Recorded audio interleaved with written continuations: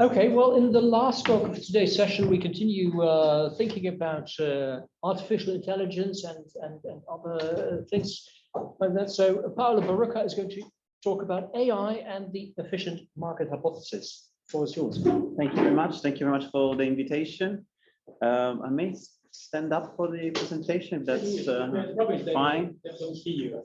Sure, because the back and forth and the. Sure. Okay. Sure. Maybe from here I can see. Yeah, where you are. Yeah. So I'll be talking about AI and efficient market hypothesis. Likely, some of the concepts I'll be using have been already discussed in the previous talks. So that's quite a connection, which I think is not by chance. And thank you very much for the invitation. And I'll try to use this format for changing slide. Okay, that's perfect. So it's basically, this talk will be structured more or less in three parts. So the first part, I'll try to give a short introduction to the efficient market hypothesis and try to give, which is from the 70s, let's say, one of the reviews. And then we have some updates from them, luckily. And so I will try to introduce a recent kind of interpretation of the efficient market hypothesis and how that fits with the role of AI in finance. In a way, if the efficient market hypothesis was true, then there would be no role for anything in finance actually to improve markets. They're already at equilibrium. They already have all the information they need. So that's the why then we have a case for AI in finance, thanks to the fact that the efficient market hypothesis is not actually believed by anybody, not even the author that wrote it. And the case for humans in finance. So if AI is taking a major role in finance, and potentially with more and more traders that are AI traders, the space for humans in finance is shrinking, like in any area actually, or any kind of employment. We have this kind of fight with automation. So what is the role for humans in finance? So there are obvious reasons to advocate for the presence of humans in finance, but I'll try just to comment a bit on that.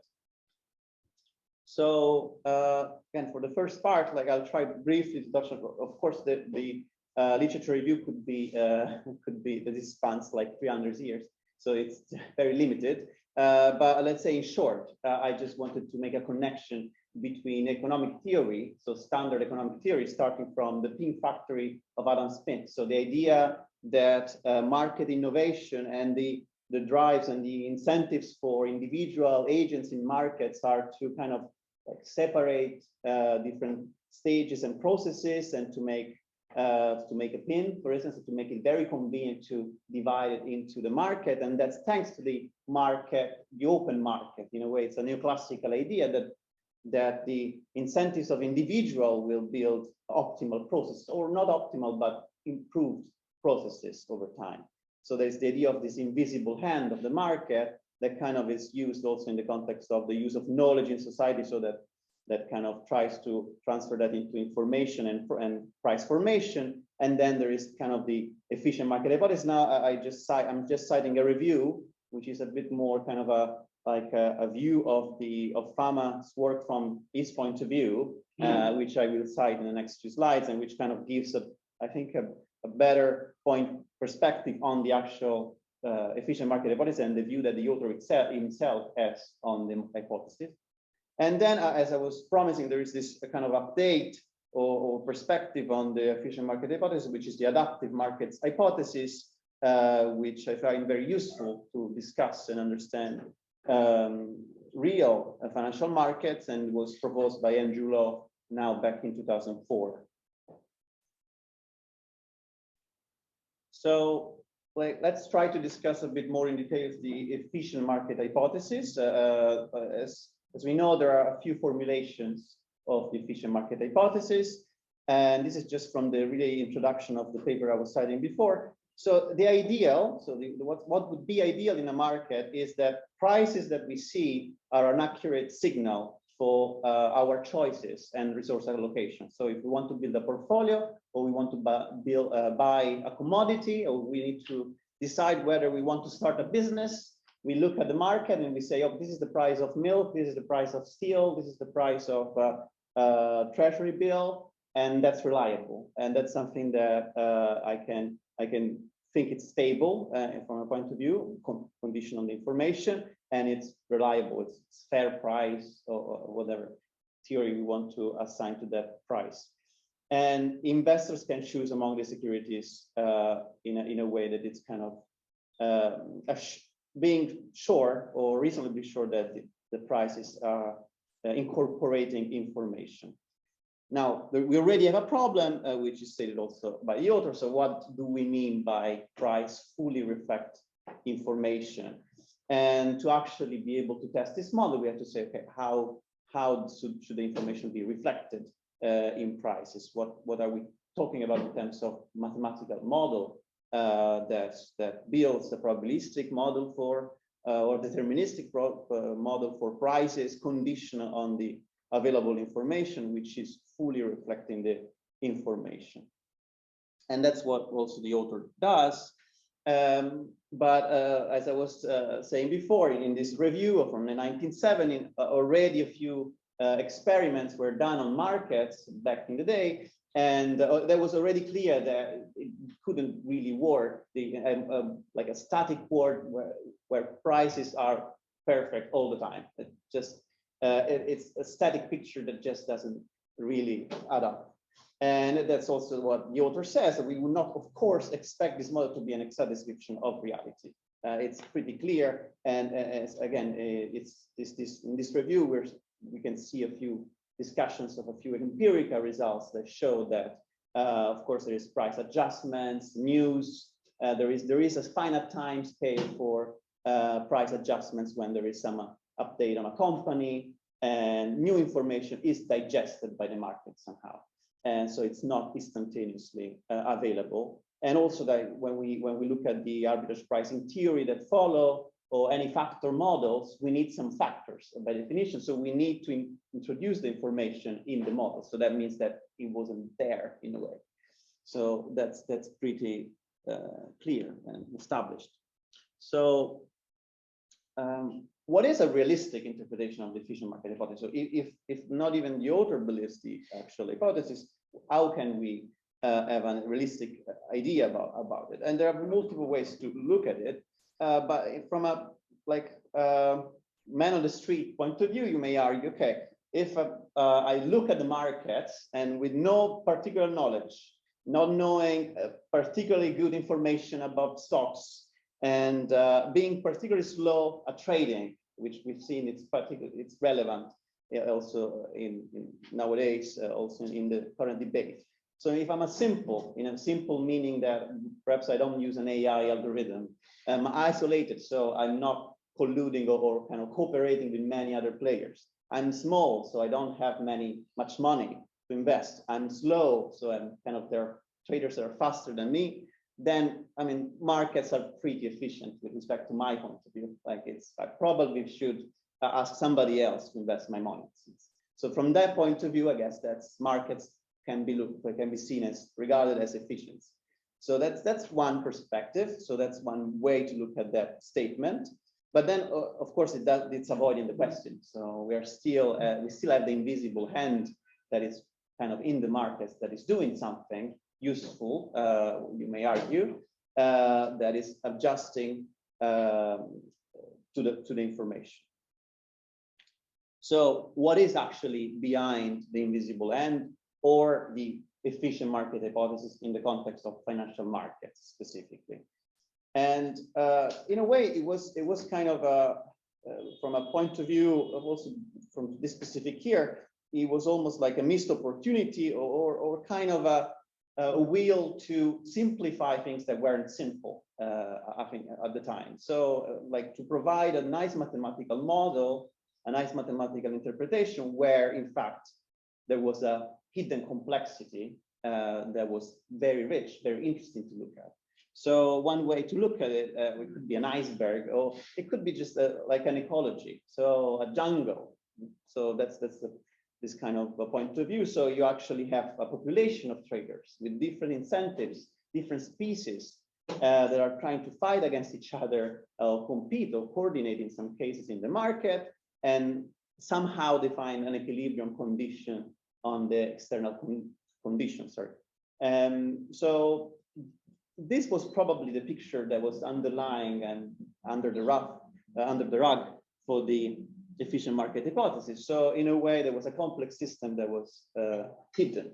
So that was the invisible end in a way as well.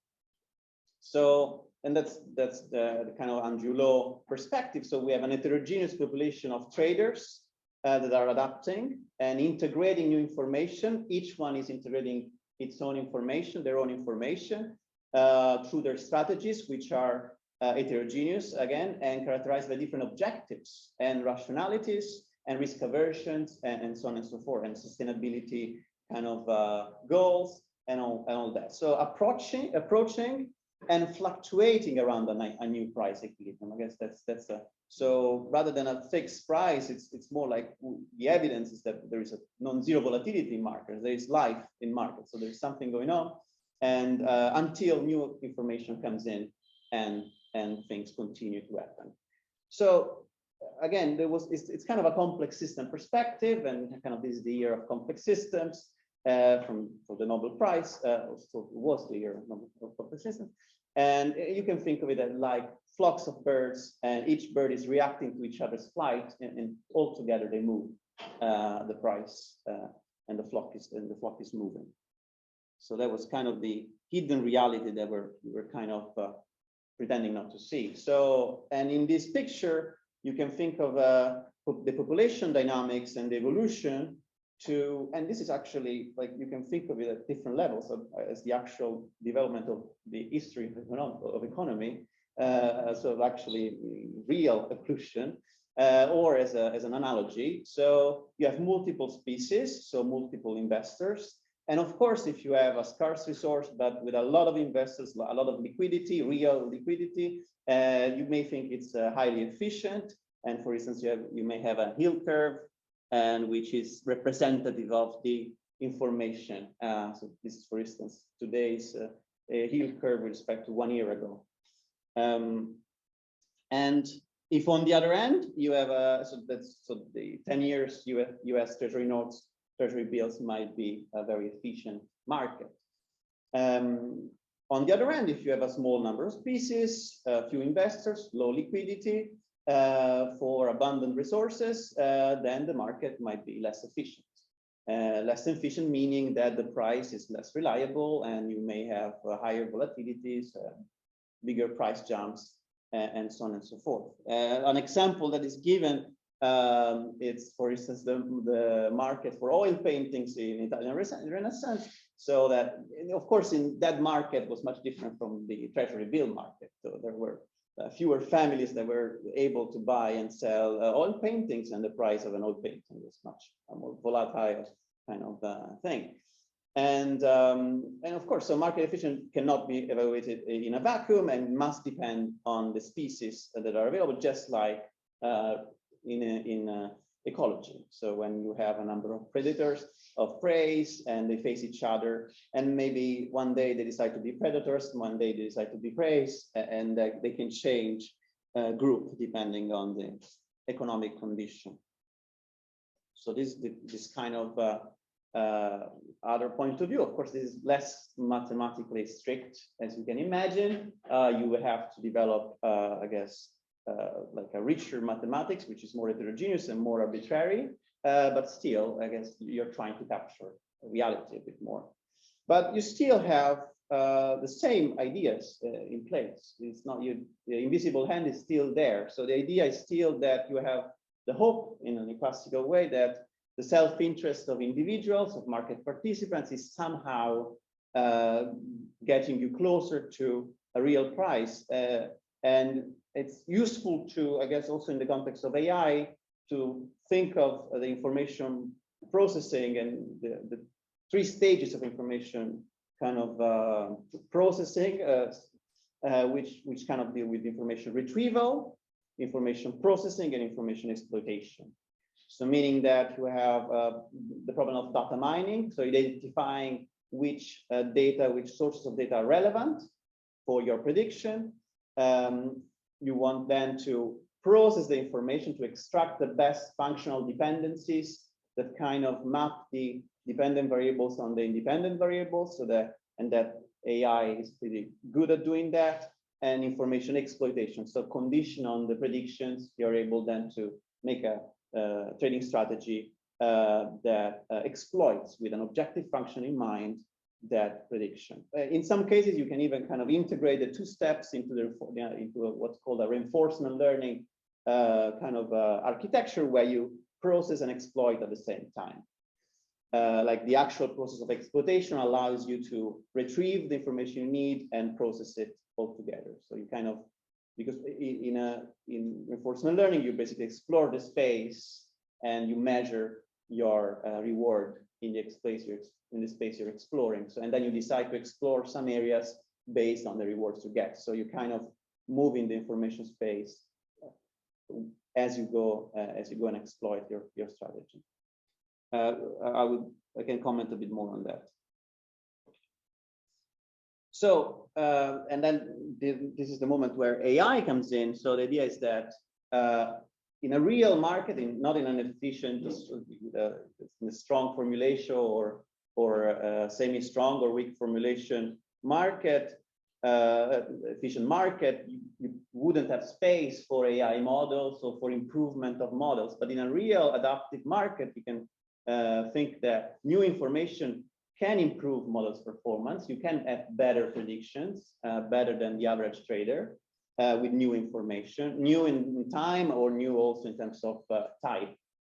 New models can outperform old models, and specifically condition on the same information. I can build a linear model or a quadratic model or a super multi-layer perceptron. In case it's super, or sometimes it can also perform poorly, but you can build a better model condition on the same data.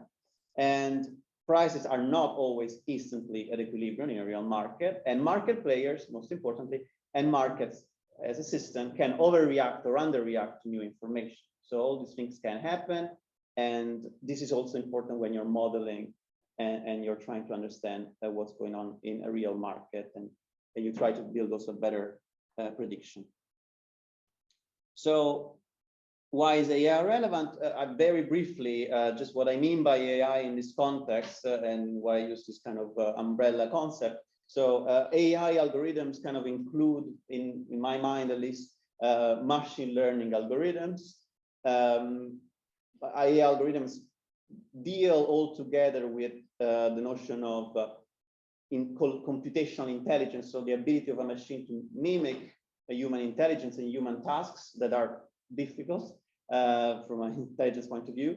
Then machine learning is a specific way of doing that.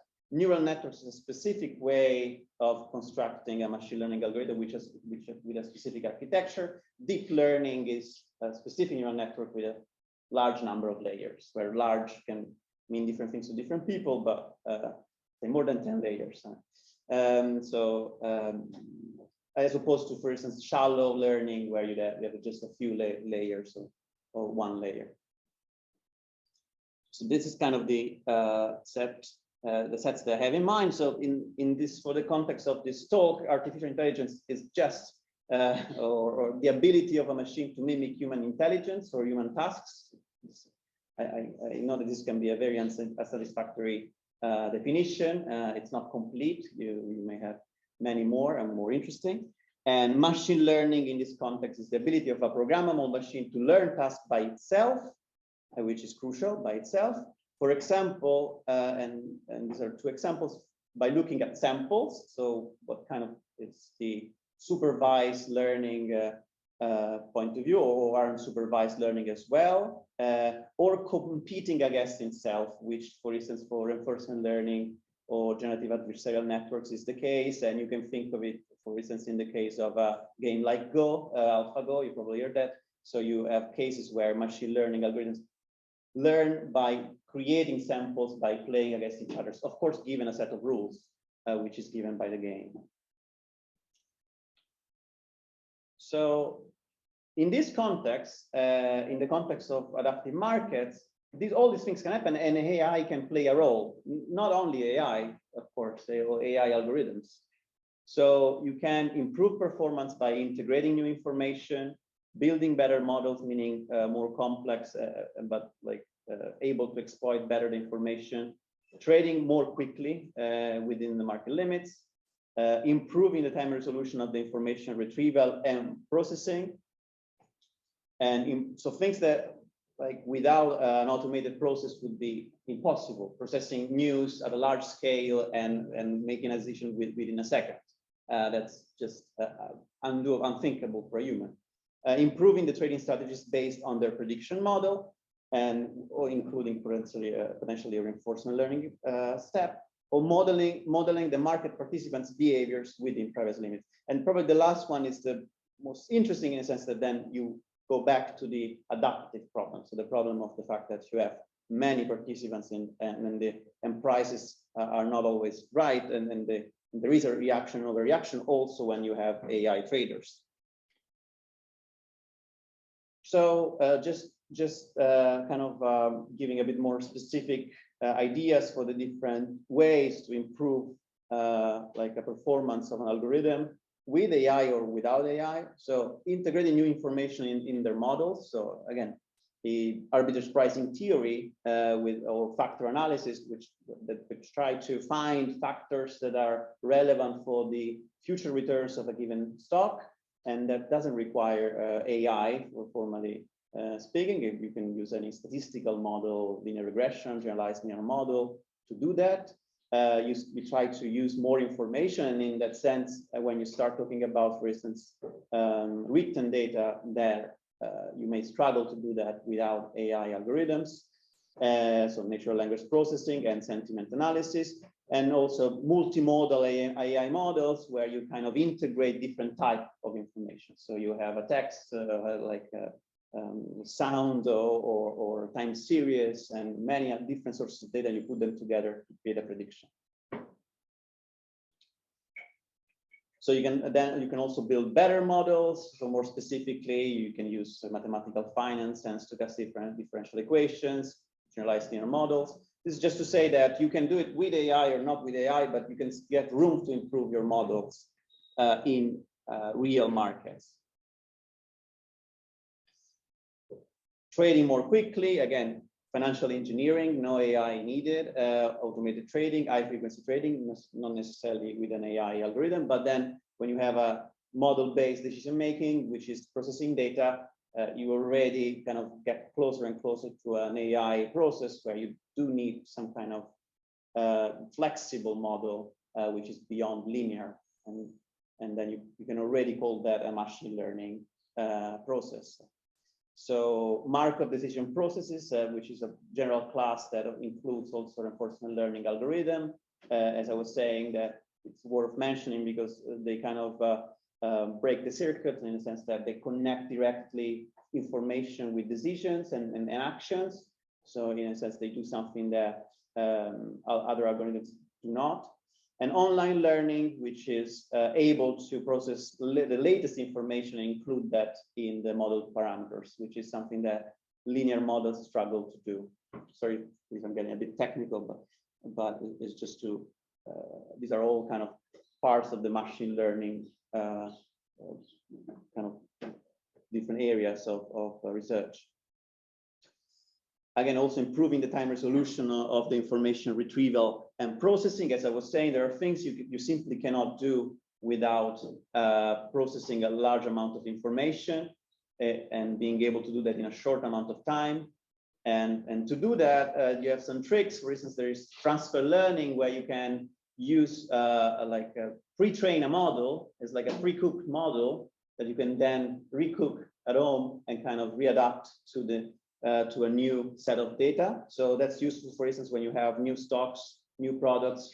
For instance, when Amazon launches a new product, then needs some kind of prediction there. And since it's new, you don't have a time series, you need to kind of use a model you already trained with other data to build a prediction. And then we get closer also to improving trading strategies. So the final step, so connecting the information processing with the information exploitation. And there, online learning, again, is also crucial. And reinforcement learning, since reinforcement learning is moving in information processing and information exploitation space at the same time, that's the risk here, in a way, also with respect to the previous talks.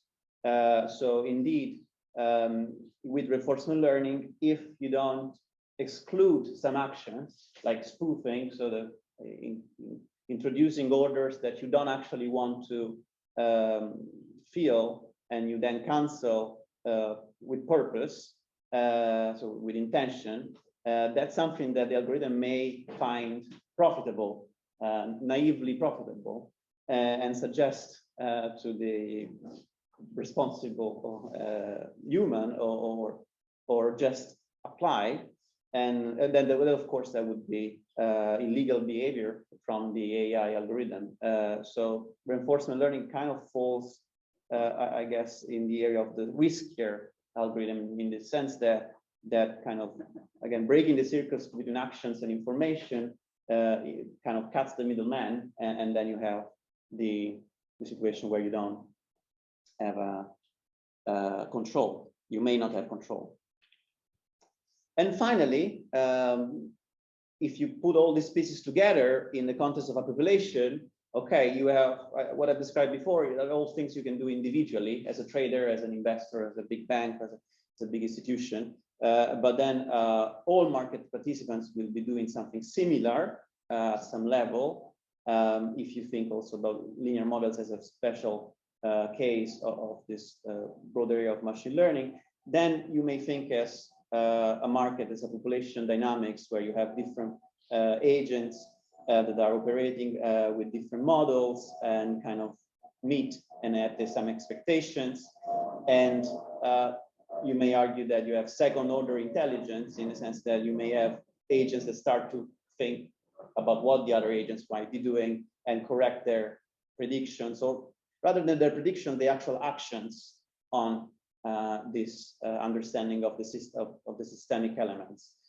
And there is a growing mathematical area of the mean field games that is trying to address that theoretically, but I would say that a lot needs to be done with simulations, with numerical simulations, to actually understand the behaviors and to have some simple experiments of, for instance, studying what I was talking about before. So what is the role of a set of AI traders in a normal market? So if I start introducing AI traders in a market, what could happen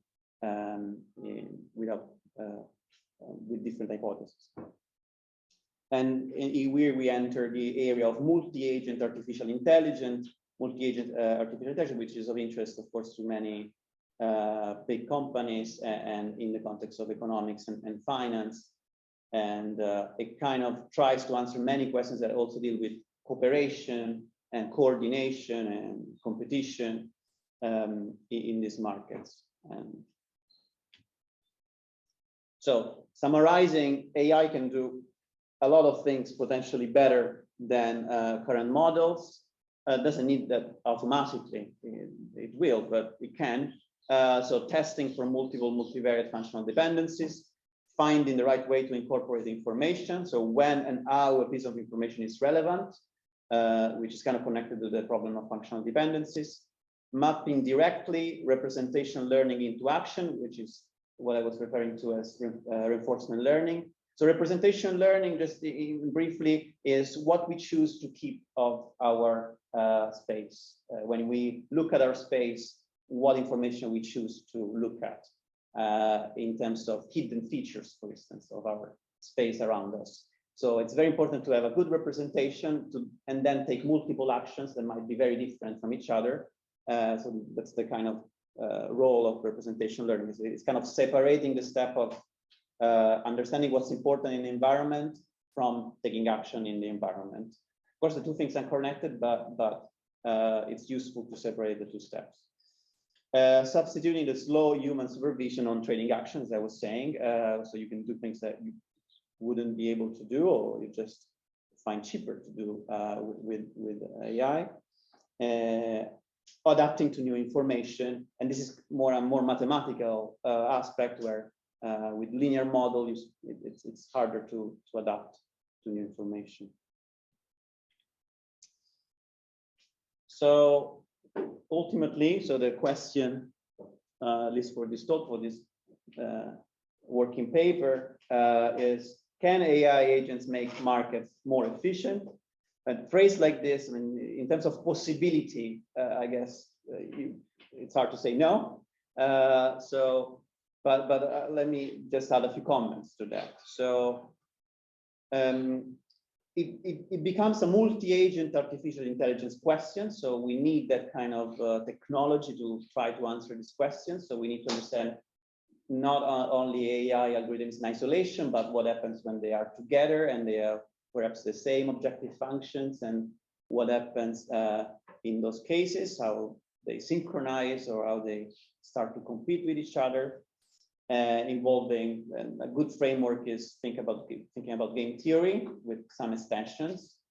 And but as I was saying at the beginning, the efficient market hypothesis has always been a theoretical hypothesis, and maybe not always, but quite soon was a theoretical hypothesis.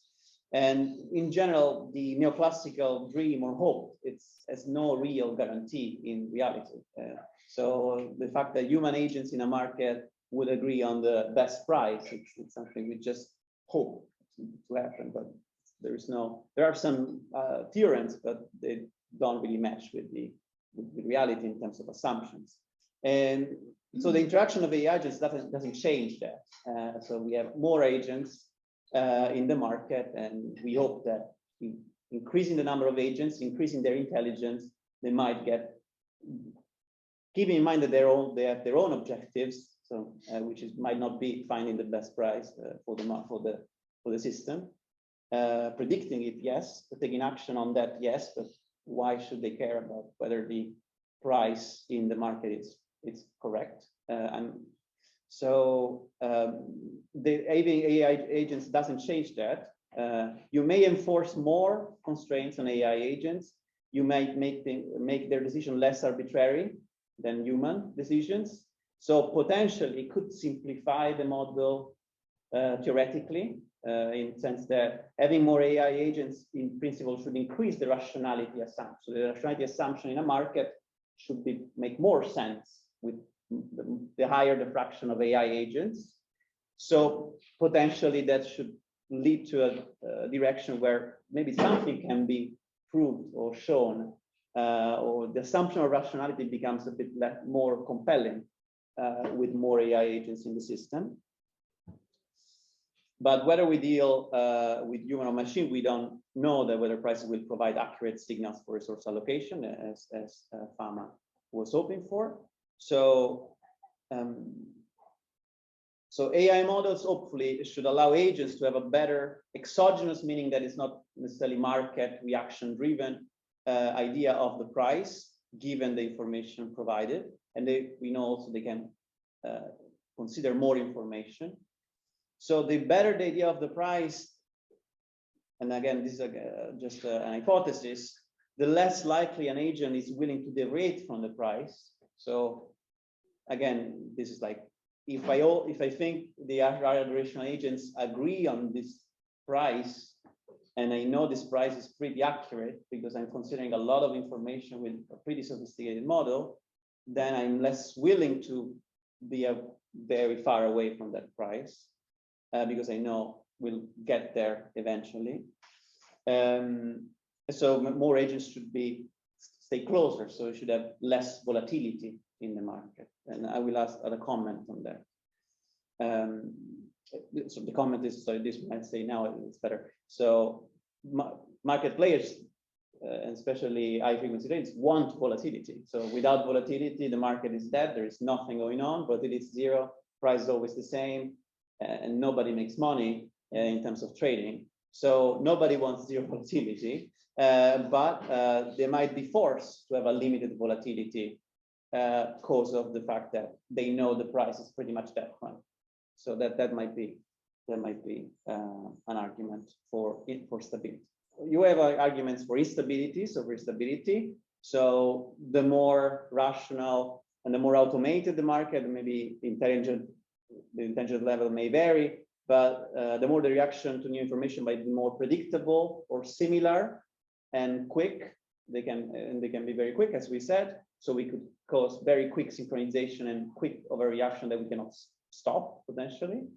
For that, that's almost an algorithmic problem that can be almost solved just with the engineering, as basically Professor Ippoliti was showing, Emiliano was showing. Emiliano, sorry, it was showing.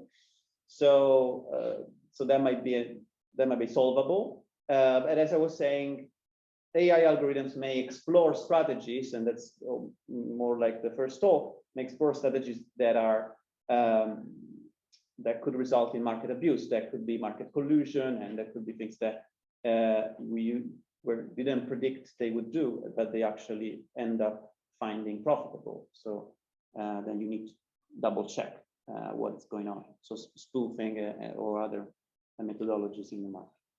Just like final few comments before questions. So just to take a broader picture on economy. So in a way, just abstracting on this discussion. So both markets, economic markets, financial markets, and AI algorithms operate at a software level. And by that, I mean that we always refer to the real economy and finance, in a sense that we mean by that that if there is something changing in a stock market, but if there is no one taking action based on that, nothing might have happened. No, so it's just a number. You know, it's information processing. Then, of course, it has an effect on the hardware and on the economy. When you look at your balance sheet and you need to take decision, you're bankrupt. You need to do something about it. The price of gas is too high, and you need to do something about it, and all that. So, and in this sense, both financial markets and AI algorithms are operating at this level. So they take information and give you other information. So there is this analogy. So they're both computing systems.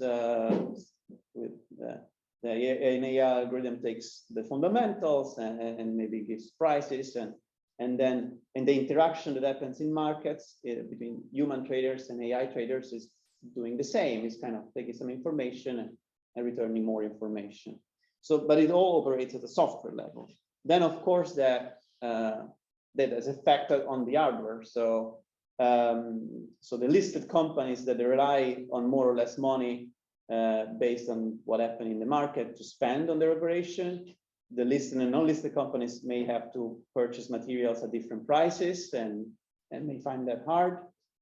And also the consumer and, of course, the workers may have effects based on what AI, so on what is happening in the market. And I'm saying that also because saying that if AI can produce value as all his own software application that we've seen, can produce value also in financial markets, that has effect also in producing value for the economy, hopefully. So if we know the potential, we should also regard this kind of a neoclassical view, but that should help markets, or could help markets, and that should be something that should help the economy as well. And so what I mean is that this software level shouldn't trick us. Like we know this has consequences at an hardware level. It's not just mathematical modeling discussion. It will have effects on the hardware as well. So, and their success also depends on the inputs that is provided to the algorithms and the objective function in a way. That's how they are directed. In a way, it's true that the second generation AI it's less human decision center, but it's not, the human decision is not absent. It's intrinsically or in the objective function that are part of the algorithms. So it's less direct to know the effect of those objective functions in terms of actions, but there is still kind of a human element in the objective function that are chosen. But AI algorithms cannot choose economic priorities for us still, nor the geopolitical circumstances in which they operate. So finally, so role for humans in finance. So objective functions, so ESG, SDG considerations, and that can definitely help the markets going in better directions. The information provided, so whether privacy is considered, of course, it's the problem of insider trading, but also the problem of algorithmic bias. So this is a general problem for AI, but also in the context of finance and financial decisions. The set of acceptable actions, and so this kind of refers more to the first talk. So AI ethics, algorithmic fairness, and transparency. And finally, of course, this refers to the last talk, the very market rules and the way we compete in markets to ensure efficiency. So there is a lot of there are other rules. This is not an exhaustive list, but humans are still needed in finance in markets, and more specifically at least for these roles. Thank you very much for your attention, and we get to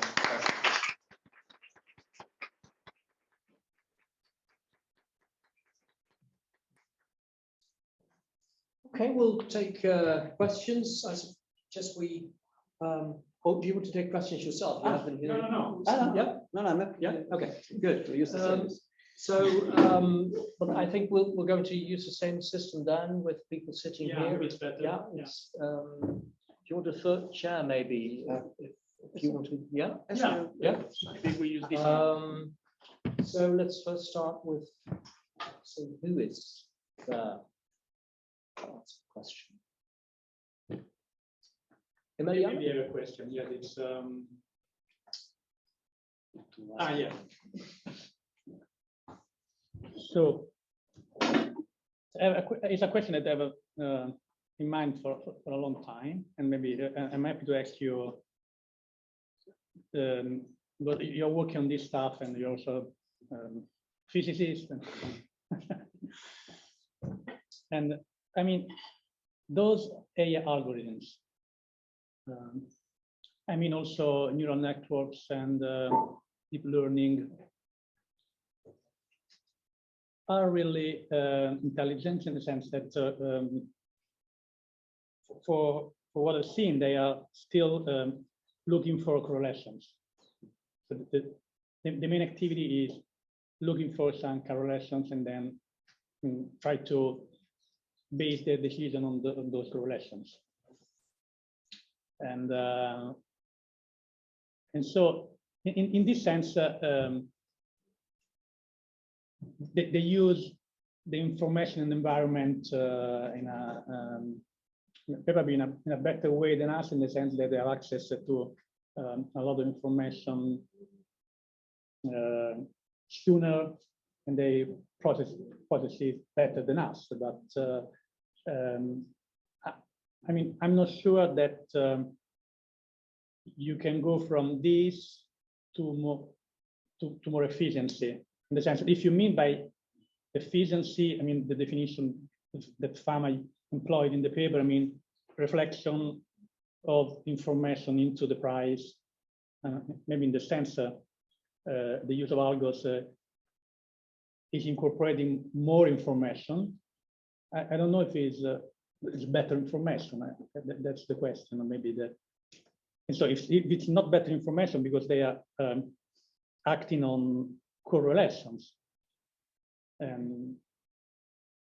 maybe the efficiency is apparent and not substantial. I don't know. I don't know if I'm with myself clear or not. I think that's the question. I'm not sure I have the answer.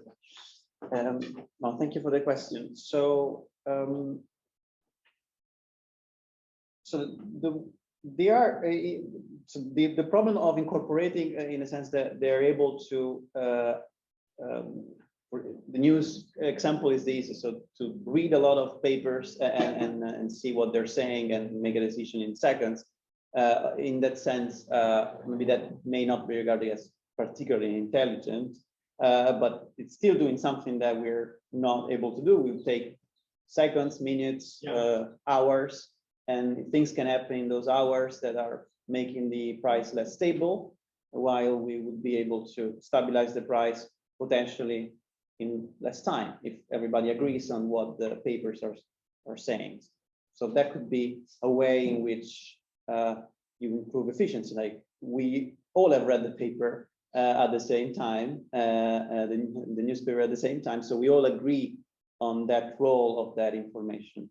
Then there is always, in terms of coming back to the more general question of the intelligence of AI systems, which is a big question, but I guess the way I understand it's always about the definition of the task.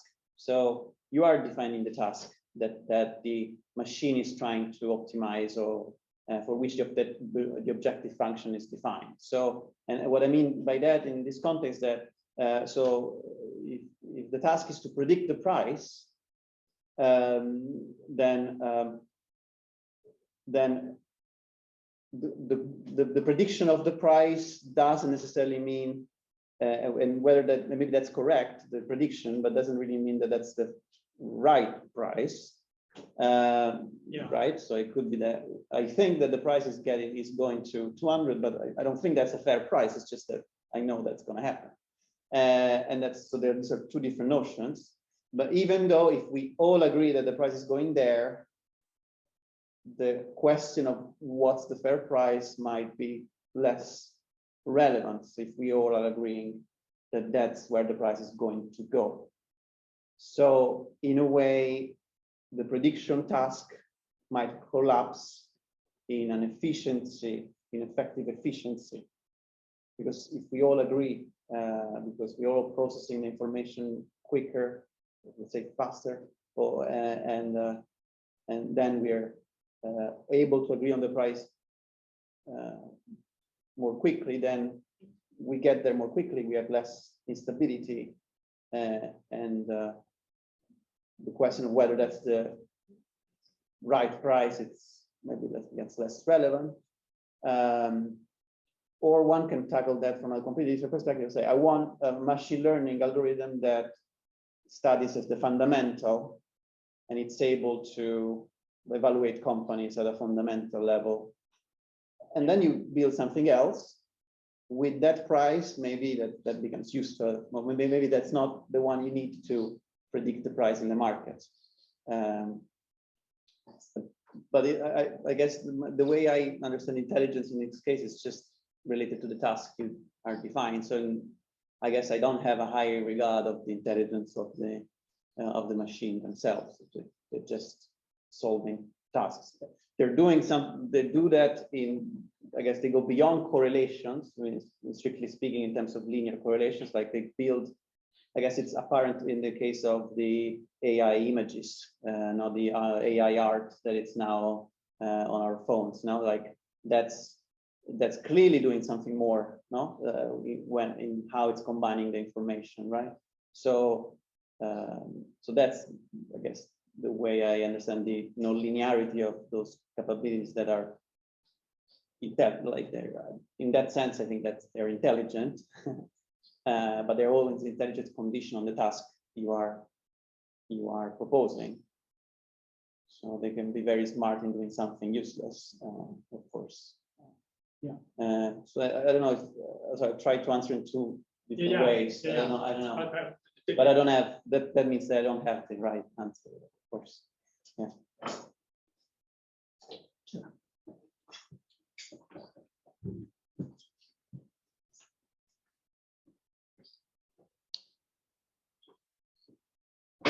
Thanks a lot. There's a talk on a really interesting topic, and it's really interesting, the working paper you're working on. I think maybe just a thought I had while watching your talk. I wonder if you've thought much about the kind of coupling effects that the extreme demand for large amounts of data that these AI algorithms have, how that could kind of couple together the activities of different financial market participants. There's a paper that Gary Gensler, who's now the chairman of the SEC, he wrote last year, the year before, on kind of the systemic risk implications of deep learning. And this is one thing he and his co-author mentioned. And, you know, basically the issue that they point to is these algorithms require so much data that what you will probably have as deep learning and these other algorithms become more widely used are kind of standardized data sets that different financial institutions are using to use these systems, which is, as far as I understand, kind of the way that like the computer vision field works, where you have these very standardized, handwriting data sets or things like that. And if you do want to kind of think about that more, there's a pretty rich literature in economics. I think it's a bit separate from the efficient markets hypothesis and the efficient markets literature, but on herding. And about like 10 to 15 years ago, there was a lot of discussion about the way that different models, like especially like value at risk models, could kind of couple together the activities of sort of the buying and selling decisions of banks. So yeah, if you have a response to that, great, but otherwise it's just kind of a suggestion. Well, thank you. I guess I have a comment that goes in a different direction, but as an answer. But I'm definitely interested in reading and looking at those references. I will need them. It's a very working paper, so there's a lot to do. But I guess what comes to mind in the sense of in the data problem, I guess it's the potential source of AI inequality. Like the way I think about it is that, we're used to have big actors in the AI world, especially in social media or of course in web searches, and big actors that are able to, the only ones that are able to have state-of-the-art kind of computational power data to actually make a prediction or to provide a service with AI. So if that happens also in finance, we will end up accepting their prices as a sort, because they're just better at doing that, which you may argue it's not different from what we may have now, but it's maybe a potential risk. I don't know if that relates to your data concern, but maybe. Yeah, because I'm not talking about the synchronization problem of the fact that everybody could have the same predictions. Or I'm more concerned about the potential source of inequality in the prediction capabilities of some actors. Yeah, I mean, I think that's definitely related. I was kind of referring more to the synchronization problem, but I mean, I think especially like part of the kind of background political economic context of all of this has been the rise of asset management capitalism, where like virtually all, but not all, but like the vast majority of financial market assets are held by a very small number of firms. So yeah, when you look at the kind of structural developments happening in the AI space, where you have a handful of firms to really have the technology needed to develop these algorithms, you could easily see the same sort of problems arise. I'll try to summarize what you said. Oh, sorry. Yeah. But yeah. Sorry. Other questions? Yeah, sure. Yeah, we've got 6 minutes. That's enough. Okay, thank you so much for your talk. I think it's related to your question, what I have. And I'm kind of wondering, actually, Emiliano also pointed this out, in the sense of there being a distinction between data and information, right? Let me start again. So I think that your paper, at least the motivation, is touching on kind of different understandings of efficiency. So you touch on Adam Smith, and there's of course an important welfare or well-being aspect that I think is very much embedded, that I think you're not fully addressing. And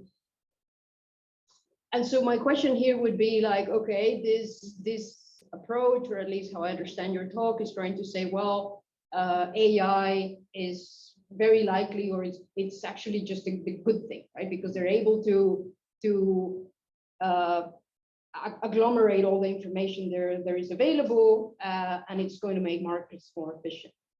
But I'm also thinking of, okay, this kind of presupposes that the data that we need is actually available.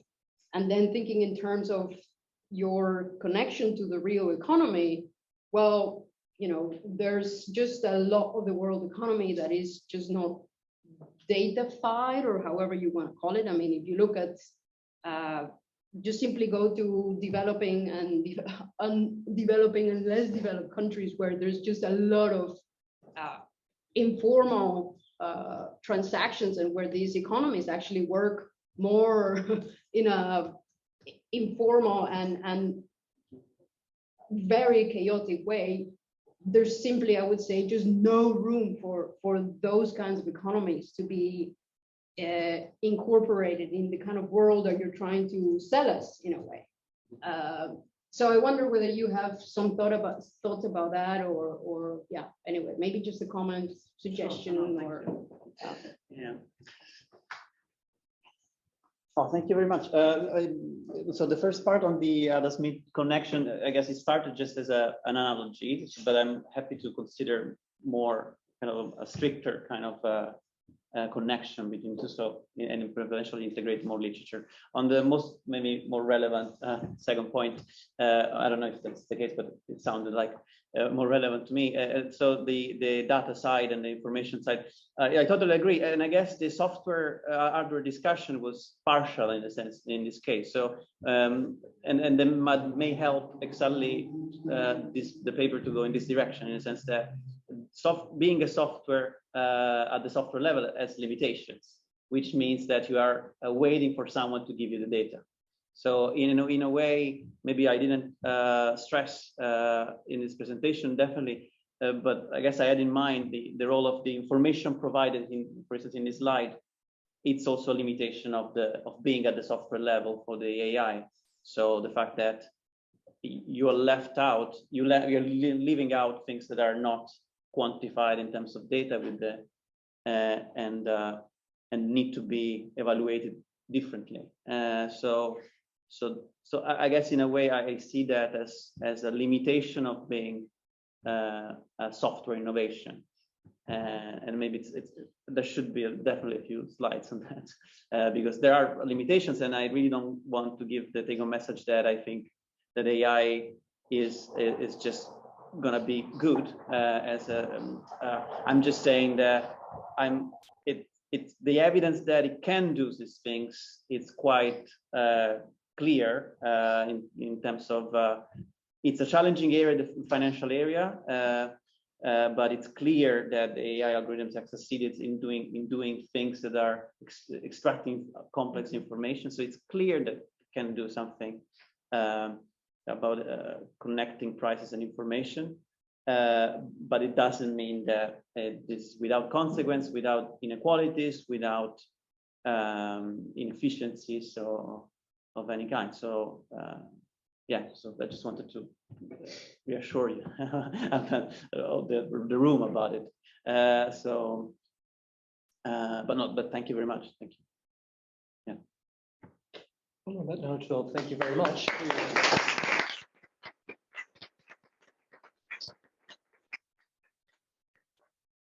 Then over to you, Emiliano. Okay, that's all for today. I mean, it was nice to have you here.